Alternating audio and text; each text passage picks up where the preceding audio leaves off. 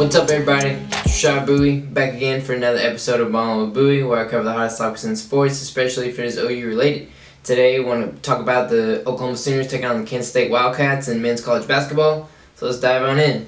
OU came to the game, 7th ranked team in the country, 14-5, second in the Big 12. They were on a roll recently, had won 7 8, and 3 in a row. Last loss coming to Texas Tech when they weren't fully healthy, but still. But they hadn't won in Manhattan since January of 2012. That was the year before Lon Kruger had gotten hired. So Lon Kruger hasn't won in 8 years in Manhattan. K-State 6-18, 9th in the Big 12, bottom of the barrel in the conference, not good. Had lost 13 in a row before their last game where they beat TCU. And OU demolished them in the first meeting. OU picked up the victory 76-50. But this game was a much different story if you watched it. OU started fairly well just in the beginning of the first half. They shot about 50% midway through the first half, but they also turned it over 6 times, which turnovers weren't a big factor for the rest of the game. They didn't turn it over too much, but to start the game they did. They were pretty careless with the ball, so they had 6 turnovers to start, and that allowed K-State to kind of keep it close. And Austin Reeves, that was kind of the turning point, I think, the major turning point for OU in the game. He had 7 points, and we had a solid lead. I can't remember how many points, 6 or 7 point lead at that time. And he fouled the K-State player that was driving, and he also picked up a technical foul while he was on the ground. He said something, don't know what he said, but it had to have been something pretty harsh to pick up a technical foul just like that, no warning or anything like that. So he went to the bench with 2 personal fouls and didn't come back in the rest of the first half. And that was about 8 minutes left in the first half. And it was a 4-point swing. OU was up, and then they cut it to 18-17 after they hit the 4 free throws, 2 from the technical foul and then 2 from the shooting foul. In K-State, they started really bad from the 3-point line. They shot bad from the 3-point line the entirety of the game. Both teams really did, but K-State, they just kept throwing it up. OU didn't shoot nearly as many threes as K-State did, but K-State started the game 0-9 from 3. Didn't hit a single one. I think they hit their 10th 3 in the first half.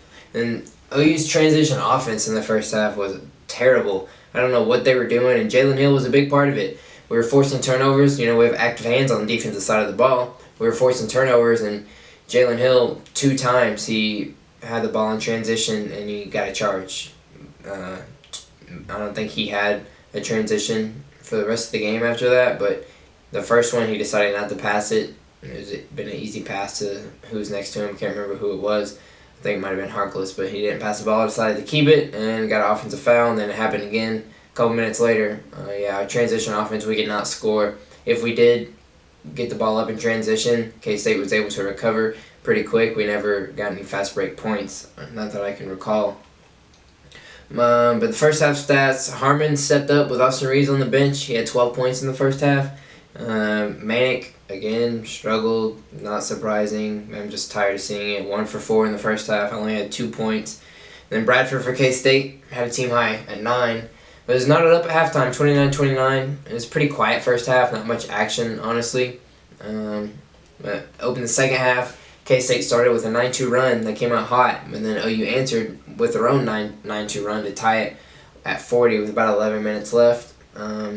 OU just couldn't get a bucket to go to start the second half, and then the same thing happened for K-State. They went scoreless for a span of time. But OU, with about 6 minutes left in the second half, OU was shooting 27% just in the second half, not for the game. And K-State on the flip side was shooting 35%. So K-State and OU did not shoot the ball well at all for the majority of the game, but particularly in the second half.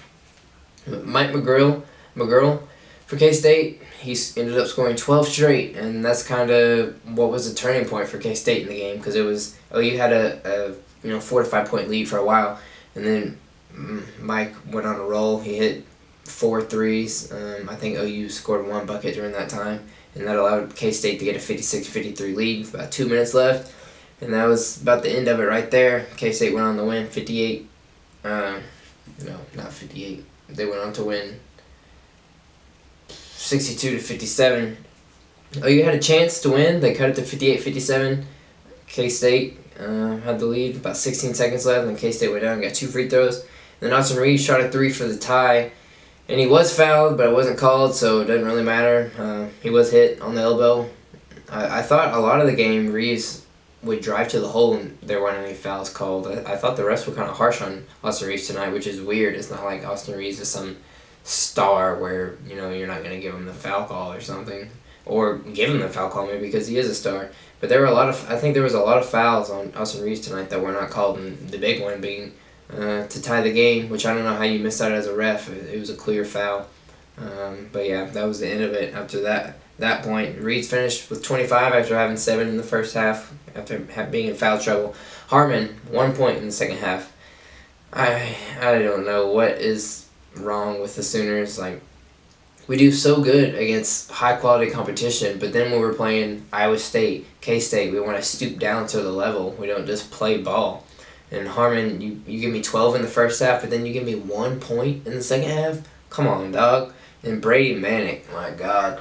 I cannot watch Brady Manick play another basketball game. He is so bad right now. I don't even know why. He's never been great, but he is absolutely terrible on both sides of the floor. Every single game I say this, and it doesn't change. He'll be bad next game against Oklahoma State. He'll be bad the next game against Oklahoma State. And then he'll be bad next game against Texas.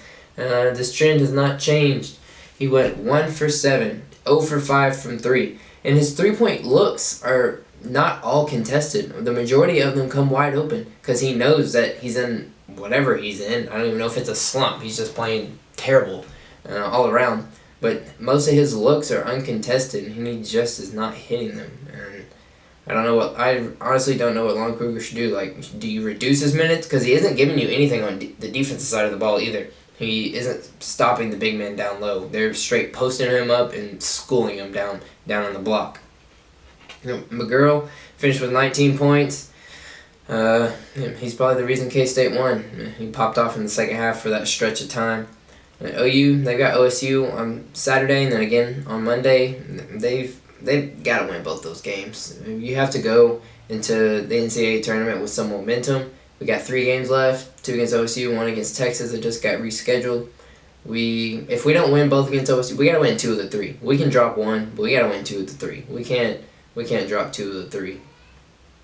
It just can't happen because that's just gonna. Honestly, that would lead to a first round exit in the NCAA tournament if we start dropping these games here at the end of the season.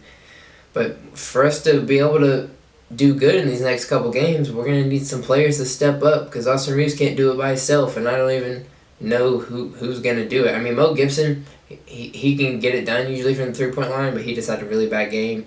He didn't shoot well from the three-point line. But Davion Harmon, man, you got to do something. Brady Manick, just get him off the floor, honestly. If he's not going to score and he's not going to play defense, then put someone in there that can at least play defense. If you're already going to be playing a man down on the offensive end, at least put someone else in there that can play defense. I don't know who. Maybe Jalen Hill, give him some more minutes, I guess. I don't know. I don't know what Lon Kruger should do. I just know I can't stand to watch Brady Manick another basketball game because it is just god-awful. So that's all I got. Hopefully OU can bounce back on Saturday for Bedlam. Like always, consider sharing, subscribing. Catch y'all later. Deuces.